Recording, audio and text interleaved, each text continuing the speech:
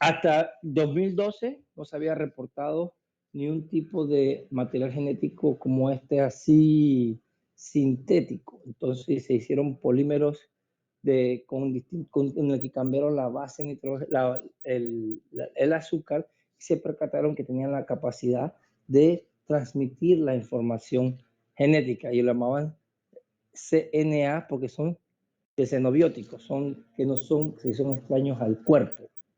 Entonces ellos lo que hicieron fue cambiar el tipo de azúcar y a través del tipo de azúcar, manteniendo la base nitrogenada, se dieron cuenta de que se podía entonces transmitir la información genética. Entonces eso fue la primera vez que se reportaba una manipulación de esta magnitud y fue interesante y se reportó en la revista Science en el 2012. Otra aplicación de la fidelidad del material genético fue también en el 2012, en donde se utilizó el ADN para poder almacenar información. Entonces, por lo menos cuando tú vas a ver esto, bueno, ustedes en mi época había CD, antes había el CD, luego había el DVD, luego venía el Blu-ray, y tú ibas manteniendo la calidad. La cinta magnética, que está aquí, el flash memory, es el USB.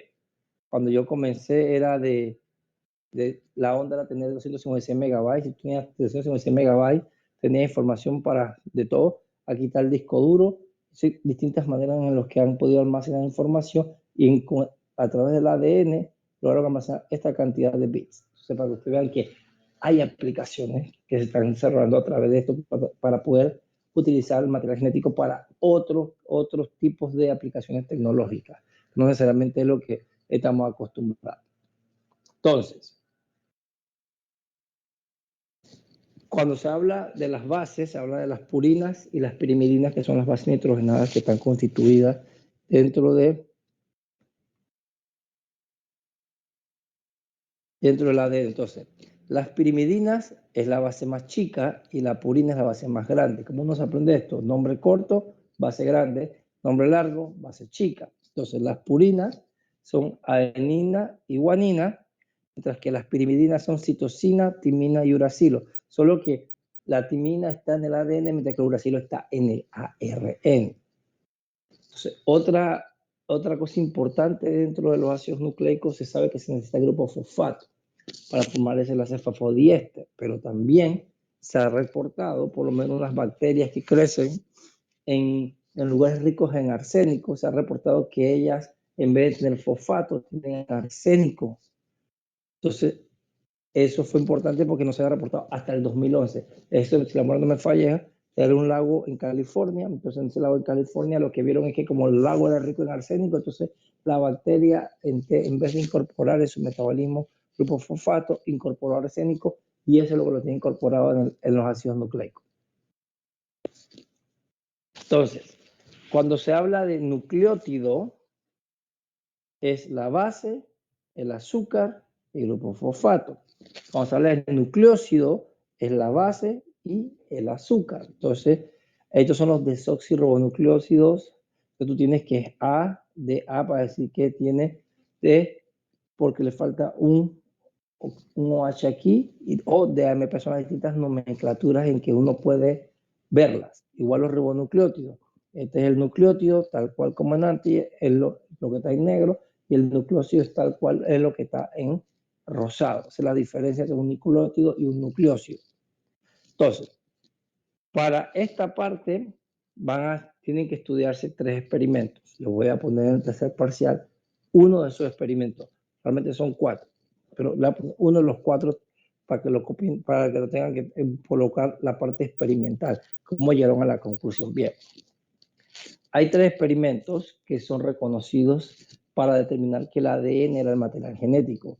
Primero, el de 1928, el Transforming Principle of Pneumonia Causing Bacteria, que es el de Griffith. Luego tiene el de DNA y Transforming Principle de Avery, McLeod y McCarthy de 1944, y el Warren Blended Experiment de Hershey y Chase del 52. Entonces, te van a buscar cada uno de estos experimentos, en qué se fundamentó la parte experimental y a qué conclusión llegaron. Y les voy a preguntar uno de ellos en el examen. Entonces, lo importante, para resumirlo, es que los 3 llegaron a la misma conclusión, que el ADN era el que contenía el material genético o el responsable con temas material genético. Lo que quiero que vean es que este es 1952. Estamos en el 2023. Quiere decir que estos son descubrimientos que realmente no están tan antiguos. La novedad de esto todavía está bastante reciente. Lo que implica eso es que todavía estamos descubriendo todas las distintas aplicaciones que se pueden hacer. Entonces, aquí en Nature, antes estaba el link habilitado, usted hacía clic aquí y te iba al artículo original de Watson y Crick. Entonces lo inhabilitaron, eso lo hicieron cuando cumplió los 50 años de haberse descubierto el ADN. Entonces, ¿cómo se llega al descubrimiento? Es una gran odisea, algo súper interesante. O sea, había una competencia entre Estados Unidos e Inglaterra por ver, o bueno, el Reino Unido, para encontrar todo, quién llegaba a descubrir y describir qué era, qué contenía el material genético. Entonces, en 1953, Maurice Wilkins y Rosalind Franklin obtienen un patrón de difracción de rayos X. Esto que usted ve aquí. Esto que usted ve aquí es la doble hélice del ADN. Estaba compitiendo Watson y Crick contra Linus Pauling. Si el Linus Pauling ustedes conocen por el principio de exclusión de Pauling. Entonces, ¿qué ocurría? En el principio de exclusión de Pauling, Pauling ganó 2 premios Nobel. El primer premio Nobel que ganó fue por todo su estudio en estructura y enlaces.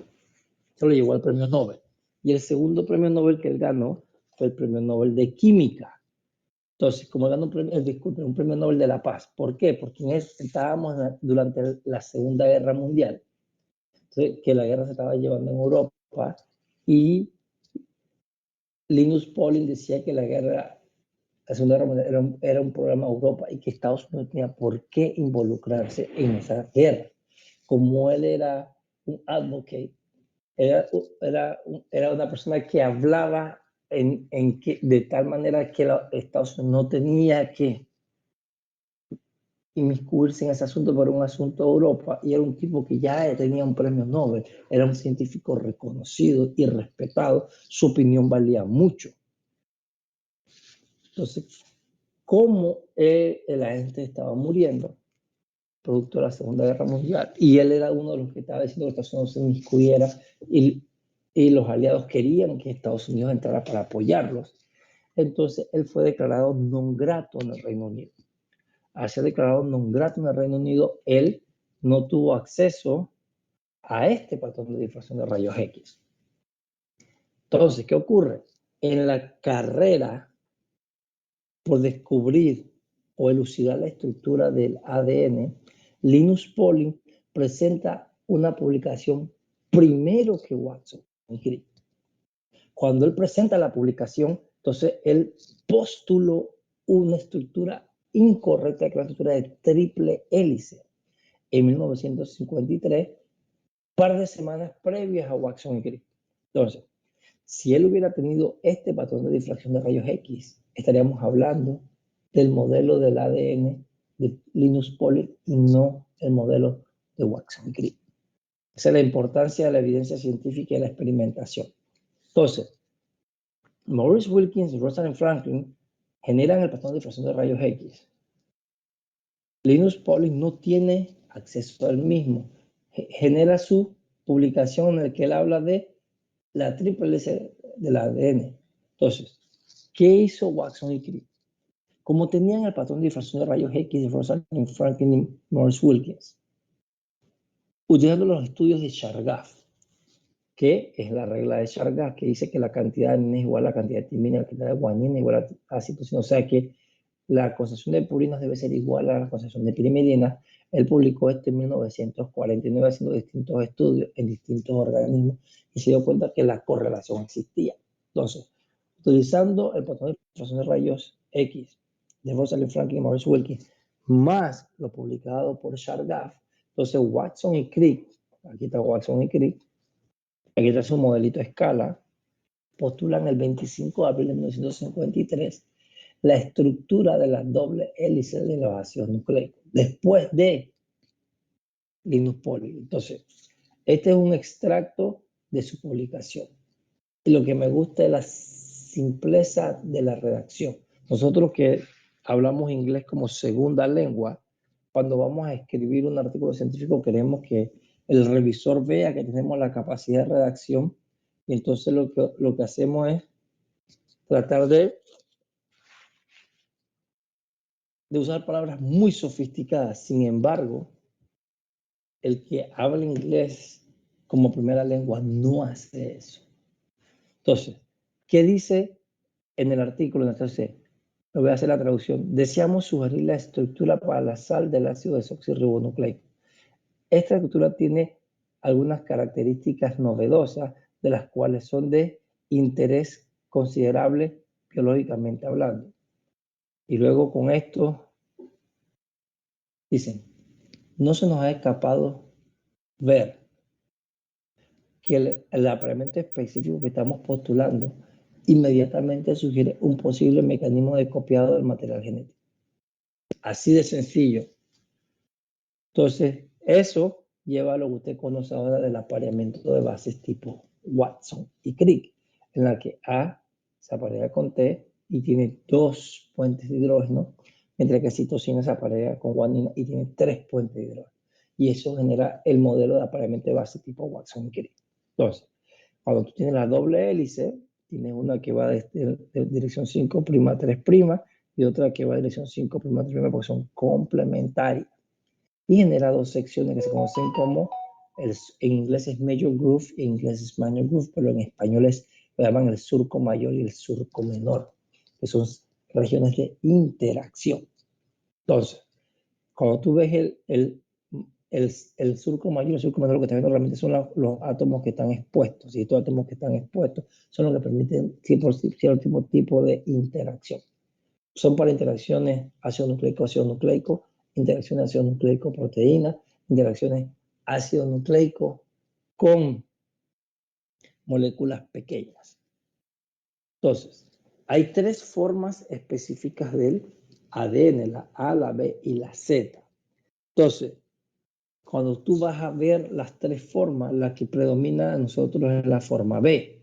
Entonces, la forma B es derecha, tiene un diámetro aproximadamente de 20 Armstrong, hay 10.5 pares de bases por vuelta, el helical rest per base, la distancia de uno a otro es 3.4 Armstrong, el eje de la hélice 6 grados, y estamos hablando de que tiene la conformación del azúcar C2' endo.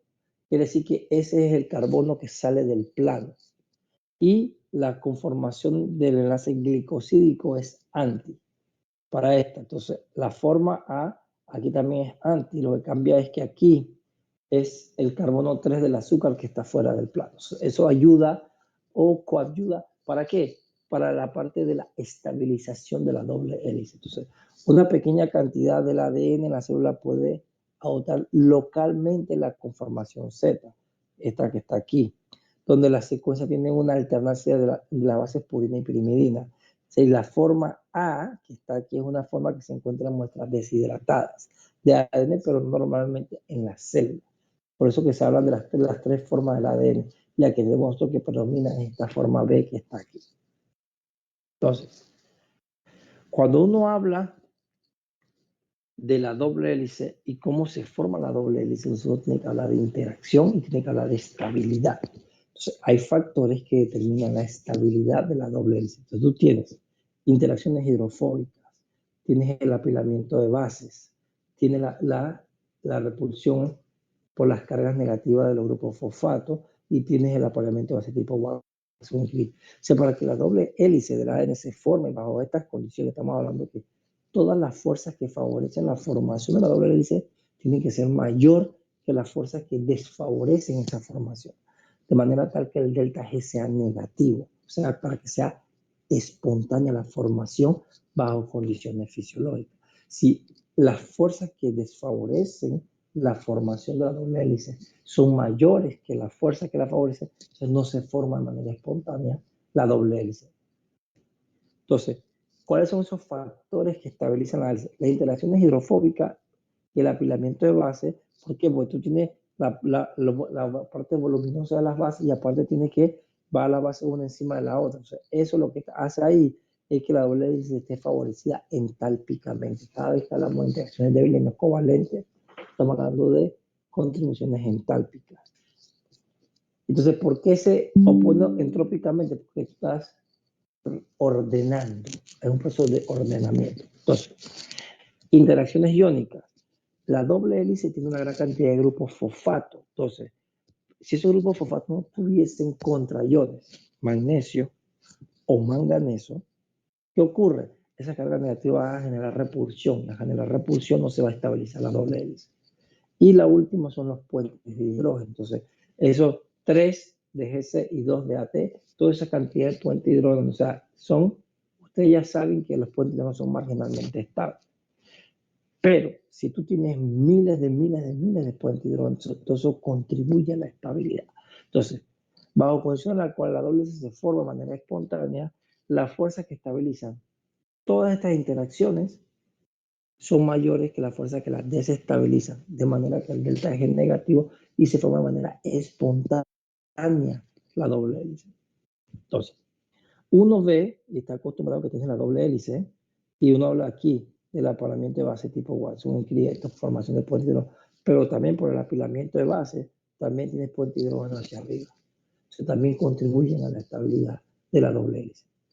Entonces, la fuerza de dispersión de London, que por el apilamiento de base PP. Y ahora, ¿cuáles son los factores que estabilizan? La elevada entropía de la forma desnaturalizada. En los libros, si están traducidos de español de España, lo llaman el ovillo aleatorio. En inglés se llama random coil. Entonces quiere decir que todo esto no se forma, no tiene la doble hélice, entonces esa entropía elevada porque tiene la base fuera, está más desordenada. Entonces, eso ayuda. Cuando tú ves esto que está aquí, esto contribuye a este factor de la entropía que está acá. Otro que tiene es la repulsión, carga del esqueleto del fosfato. Si no hay contraiones, entonces, al no haber contraiones, eso se estabiliza. Entonces, en ese caso en particular, estamos hablando que esas fuerzas son mayores que las fuerzas que la estabilizan y por consiguiente no se va a formar la doble hélice de manera espontánea.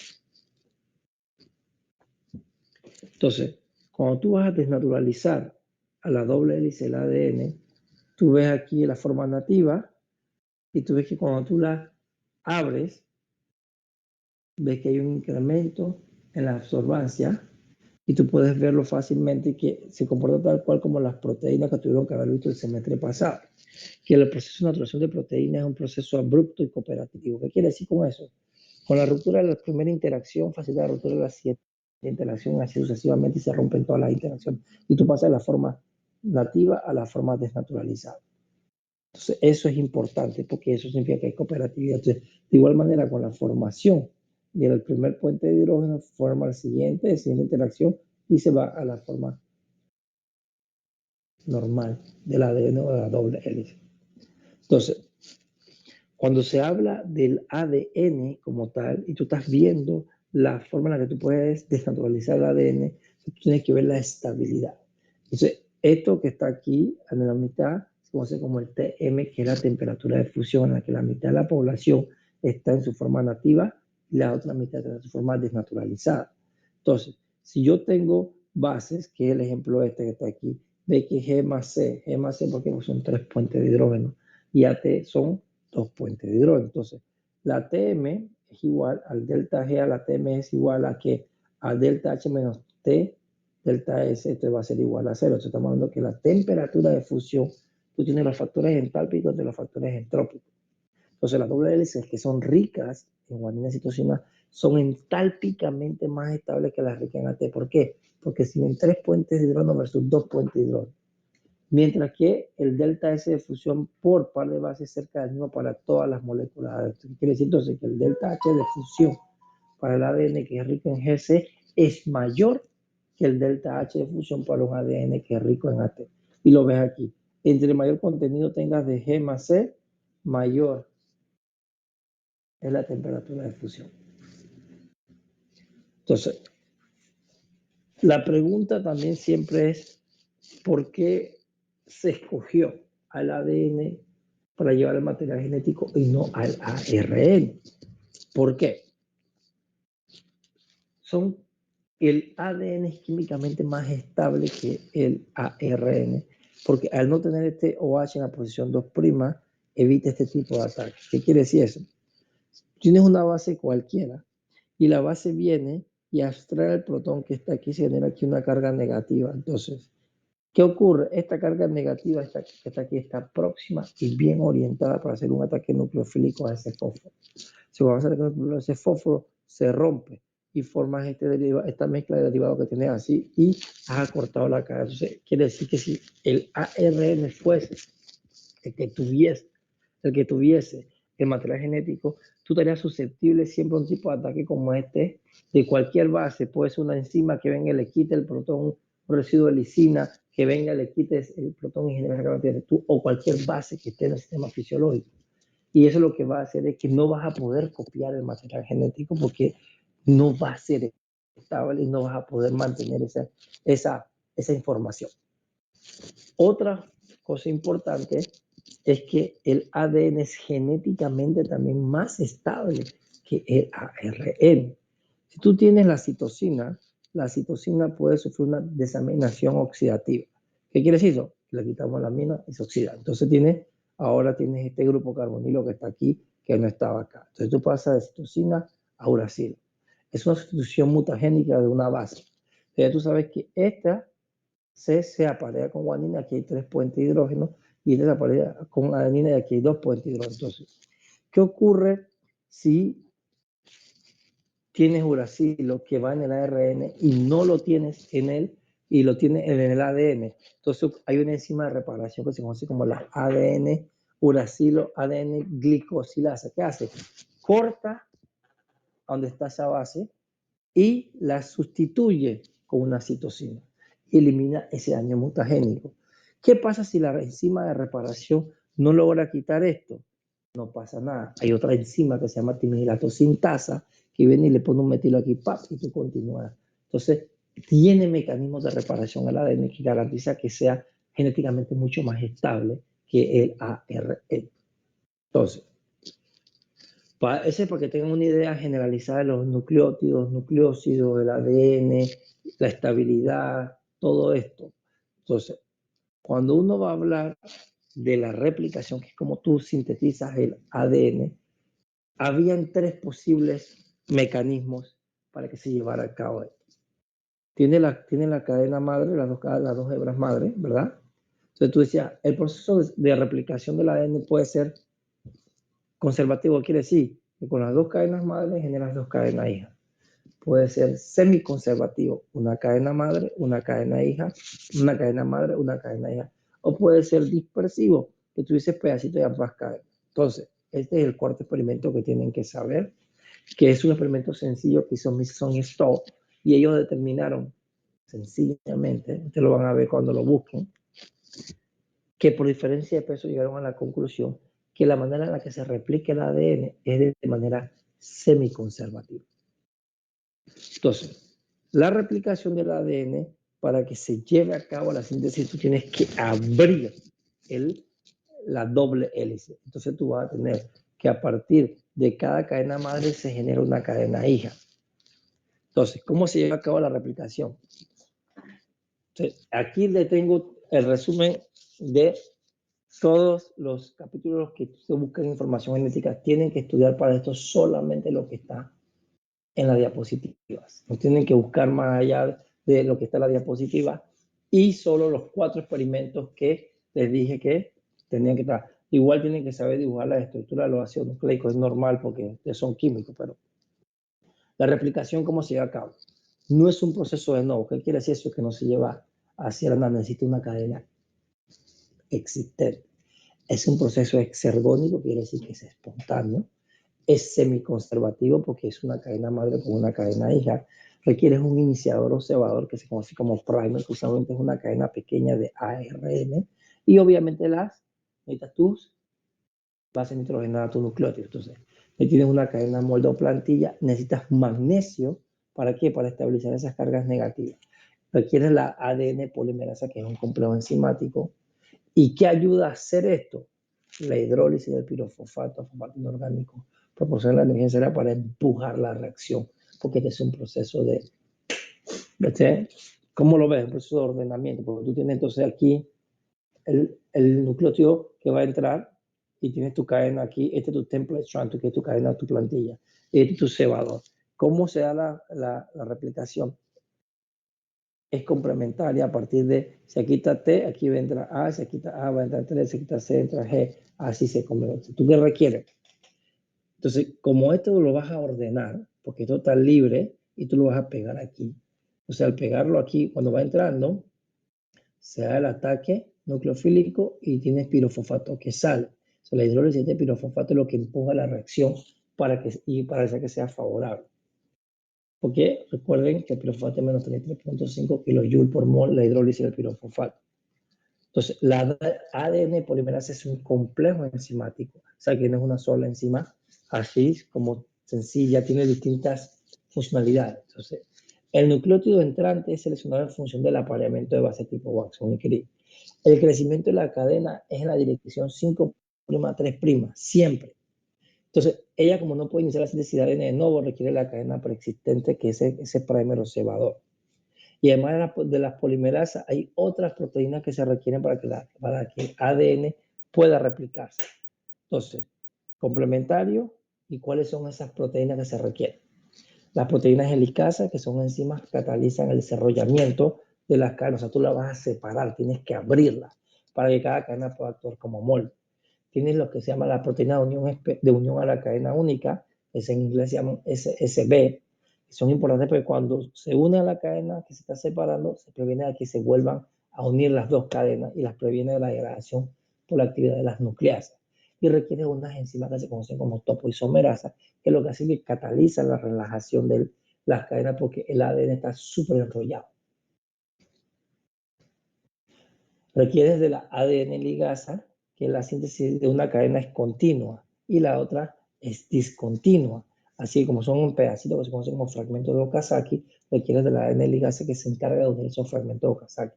Tienes a la primasa, que son las que catalizan la síntesis de los pequeños fragmentos que te sirven como cebador. Y entonces las polimerasas, además de tener actividad polimerasa, también tienen actividad de exonucleasas. ¿Qué quiere decir eso? Que rompen los extremos. Si es exonucleasa 5'3', degradan del extremo 5'3'. Y si son exonucleasas 3'5', degradan del extremo 3'5'. Y todo eso es importante para el proceso de reparación y para la iniciación de la replicación del ADN. Entonces, cuando tú vas a replicar el ADN, esta es la que se sintetiza de manera continua. Ves que se abre, entonces se conoce como la horquilla de replicación. Cuando se separan y separa la doble hélice, entonces se va de manera continua. Y como es de 5' a 3', y usted ve que este 5', 3' esta cadena molde, igual se sintetiza 5' a 3', entonces tú lo vas sintetizando todo a partir de pequeños fragmentos. Y estos son los fragmentos de Okazaki, obviamente porque Okazaki los descubrió, y estos son los que tienes que pegar. Entonces tú tienes la horquilla de replicación, se sintetiza en la dirección 5' a 3', la cadena esta continua se llama cadena líder o conductora, y la cadena se sintetiza de manera discontinua se llama la rezagada o retrasada, que es esta que está aquí. Si la cadena rezagada se necesita en forma de pequeños fragmentos, como les decía, que se llaman fragmentos de Okazaki, son relativamente pequeños y ellos tienen que unirse a la producción de otras enzimas como la ADN ligasa, que es la que pega esos pequeños fragmentos. Entonces, esto se conoce como el dogma central de la vida o el flujo de la información genética. Vas desde ADN a ARN, de aquí a aquí se conoce como transcripción. ¿Por qué? Porque yo estoy transcribiendo el mismo lenguaje de ácidos nucleicos. Y de ARN a proteína, este proceso se conoce como traducción. Si tú vas a ver la biosíntesis de ácido nucleico y proteína, tú puedes estudiar solamente los factores que regulan aquí a nivel de la transcripción y factores que se regulan a nivel aquí de la traducción. O sea, tú puedes hacer todo un curso, un semestre, solamente viendo la regulación a nivel de la transcripción. Pura biología molecular. Entonces, por eso que esto es súper amplio, por eso usted ve la cantidad de capítulos que tiene el Horton en la parte de atrás. Entonces, esto se llama el dogma central de la vida, que fue postulado por Sir Francis Crick en 1957. Entonces, cuando tú tienes la transcripción, tienes las dos cadenas, 5' 3' y 5' 3'. Entonces, como se da todo en dirección 5' 3', entonces esta es tu cadena molde. Quiere decir que esta es la que yo voy a copiar. Cuando se separa para la transcripción, yo voy a copiar esta, porque se da de dirección 5', 3'. Entonces, cada 3 bases, y va 3 bases, 3 bases, 3 bases, 3 bases, 3 bases, para poder generar entonces un aminoácido. Entonces, de aquí a aquí en la transcripción se genera el ARN mensajero que usualmente no está maduro, tú genera el pre-ARN mensajero y después sufre otro proceso. Bien, en la expresión genética, cuando tú quieres pasar de la transcripción a la traducción, supongamos que tú tienes esto que está aquí, hay varias cosas, de promoter, enhancers, todo eso para poder regular la expresión de un gen. Al final lo que estamos buscando es expresar una proteína. O sea, todo cuando tú haces la transcripción, tú pasas de aquí a acá, todas las secciones que tiene ese ARN no codifican. Por eso se llama el pre-ARN mensajero. Entonces, cada 3 bases es un codón. Entonces, tú tienes que todas las partes que no codifican, que son los intrones, se cortan. Eso se llama en inglés, se llaman splicing. Y en español se llama el proceso de corte y empalme. Y eso es catalizado por un complejo enzimático que se llama el spliceosoma. En español lo llaman el spliceosoma. ¿Y qué hace? Corta todo esto que no va a expresar y luego pega toda la sección que va a expresarse, que se llama como el marco de lectura. Y entonces tú pasas del pre-ARN mensajero al ARN mensajero maduro y a partir de aquí tú puedes generar la traducción de esa proteína. Entonces, ¿cómo se lleva a cabo ese proceso de corte y empalme? Tú tienes los exones y tienes el intrón. Entonces, ¿qué hace? Se forma esta forma de lazo, ¿verdad? Para esta sección que no codifica. Y luego el exón, cuando tú cortas aquí, se forma la forma de lazo y este exón viene, ataca aquí y sale la forma de lazo y tú estás pegando los exones para que puedas entonces expresar la proteína. En la transcripción, a diferencia de la replicación, si es un proceso de nuevo, tú lo haces a partir de los ribonucleótidos, no necesitas una cadena preexistente. Y tienes así como en la replicación ahí la ADN polimerasa, aquí tienes a la ARN polimerasa, que tiene la doble hélice, igual tienes que separarla, tienes que abrirlo, esto se llama la burbuja de transcripción. Tienes que abrirlo para poder entonces generar la cadena de ARN mensajero. Entonces, a Roger Kornberg en el 2006 le dieron el premio Nobel porque él publicó la base molecular para la transcripción en las células eucariotas. Entonces, el papá de él también ganó el premio Nobel. O sea, el papá de él ganó el premio Nobel en fisiología y medicina y él también ganó el premio, y él ganó el premio Nobel en química. Entonces, la transcripción es altamente selectiva. La región que codifica se llama genes en el ADN y no son transcritas las dos cadenas, como le dije. Una es la cadena molde, porque el ARN es monocatenario versus el ADN que tiene dos cadenas. Después de la transcripción lo que resulta es el transcripto primario, y que posteriormente sufre modificación.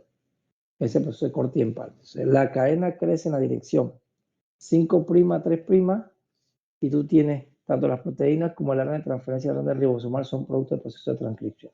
Entonces, el ARN mensajero es el que sintetiza las proteínas. Y el proceso de polimeración es catalizado por la ARN polimerasa desde el extremo 5' a 3'. Y como les dije, la ARN polimerasa, a diferencia de la ADN polimerasa, no requiere una cadena cebadora. Tú lo puedes hacer a partir de los ribonucleótidos. Entonces, las dos cadenas del ADN se tienen que separar. Y una de ellas es la que sirve de molde para la ARN y tiene que ser antiparalela. O sea, donde se inicia la síntesis se dice que es el sitio +1 y la hebra que sirve de molde se le llama la cadena no codificadora, la cadena antisentido o la cadena negativa. Y la cadena que sirve de molde.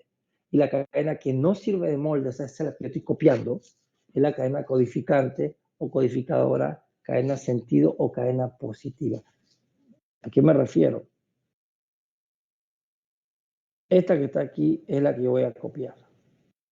Vean que esta es la misma que está en el ARN. Y este es mi molde, pues yo quiero copiar esta. Vean que C, G, timina es sustituida por uracilo. Vean, G, G, A. Vean aquí, timina sustituida por uracilo. A, C. A, C, timina sustituida por uracilo. C, esa es la que yo estoy copiando. Entonces, todo el proceso de transcripción es largo, pero nada más quiero que sepan que tiene una iniciación, que tiene una gran cantidad de pasos y complejidades. Luego hay un proceso de elongación y la terminación. Si los factores de la terminación de la transcripción se estudian ampliamente para poder comprender esta parte molecular. Y una de esos fue publicada en el 2008 con una técnica muy buena que pusieron aquí en un bit, que son como cuentas, así como un collar de perlas, pusieron aquí ADN y por fuerza fueron viendo los distintos factores de determinación y cómo eso modificaba en la transcripción. Súper interesante eso. En el 2009 se dio el premio Nobel de Química por el estudio de la estructura y función del ribosoma, que se lleva a cabo la síntesis de proteína. Entonces, la traducción es cuando tú pasas de ARN a proteína. Que tú tienes el ARN mensajero, cada 3 va a ser un codón y tú vas a crecer. Entonces, tú tienes que se llama traducción porque hay un cambio de lenguaje. Pues tú pasas del lenguaje de ácido nucleico al lenguaje de proteína. Entonces, en el ARN mensajero, el codón tiene 3 bases, que es lo que está viendo aquí, y algunos aminoácidos deben tener 2 o más codones. Esto que está aquí es el código genético. Aquí te dice cuáles son los aminoácidos que son los que codifican para los distintos codones. O sea, tú tienes aquí cada 3 bases, cuál es el aminoácido que tú vas a tener. O sea, tú vas viendo las bases y tú vas diciendo qué aminoácido tú vas a tener. Entonces, hay el codón que señaliza para que se haga la traducción. Asimismo, tú puedes ver, puede ser que haya distintos codones para más de un aminoácido. Así que son cosas que uno tiene que ver. Entonces, esto que está aquí solamente para que sepan que esto existe en la traducción. No tienen que saberse eso, solamente porque ustedes sepan que existe y no lo puede ver. O sea, el proceso de traducción necesita los aminoácidos, necesita la RNT de transferencia, porque es el que transporta los aminoácidos a los ribosomas. Tú necesitas el ARN mensajero, que es el que sirve de molde o plantilla, porque es el que lleva el código genético, y necesitas aminoácido ARNT sintetasa, que son las enzimas que a partir de aminoácidos libres, y el ARNT sintetizan el ARNT, son enzimas altamente específicas. Entonces, necesitas factores proteicos, y una gran cantidad, y el ATP y GTP como fuente de energía. Y necesitas transformilasa en procariotas. Entonces, ¿esto por qué como fuente de energía? Porque tú vas a pegar los aminoácidos. Entonces, cuando tú vas a generar esa cadena de proteínas, tú consumes energía porque ese es un proceso entrópicamente desfavorable. Pues estás ordenando, necesitas que alguien ponga la energía, por eso requiere ATP y GTP. Entonces, es el proceso altamente costoso, se consumen 4 enlaces fosfatados para un solo enlace peptídico, y la energía proviene de lo que le estoy diciendo, la hidrólisis ATP y GTP. Tienes 3 pasos, al igual que la transcripción, tiene iniciación, elongación y terminación. Y uno siempre estudia el ribosoma de la E. coli porque es el más sencillo. Entonces, vamos a, porque no lo voy a poner que sepan esto, pero este es en el bacteria cómo se da todos los pasos para que lo tengan ahí y lo puedan revisar. Entonces, con eso yo termino para presentarle a ustedes, y ahí yo termino oficialmente el material. Entonces, para el tercer parcial viene esto que acabamos de ver, viene fotosíntesis y viene metabolismo de lípidos. Y ese sería el material del tercer parcial. Entonces, ustedes me tienen que entregar el examen, el trabajo final el domingo. El lunes y el martes, ustedes me tienen que presentar el trabajo. Recuerden que deben subirme el trabajo final más el PPT. Y que cada uno debe subir el trabajo final y el PPT para que se le acredite en la plataforma que usted lo subieron.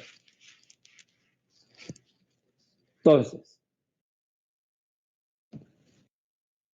7:49.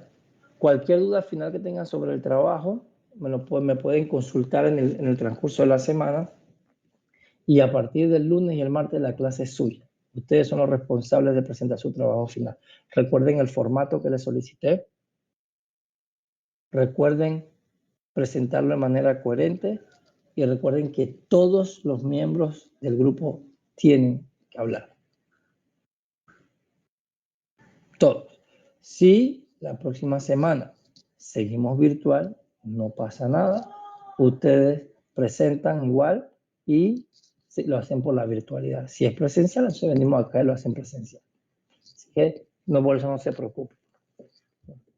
Que tengan excelente día y con el favor de Dios nos vemos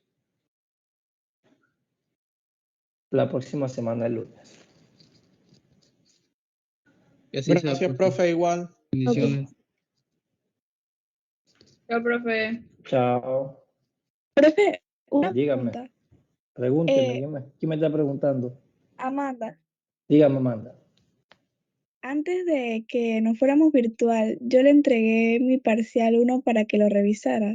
Sí, lo tengo me lo llevé de aquí, vine a la oficina y me llevé las cosas, las tengo del carro, me las llevé para la casa, lo tengo en la casa. Me llevé todo eso por si acaso pasaba Listo. cualquier cosa, lo tengo en la casa, así que no se preocupe. La próxima vez, ahí yo si no nos vemos presencial la otra semana, se ya me escribe, ahí yo se lo escaneo.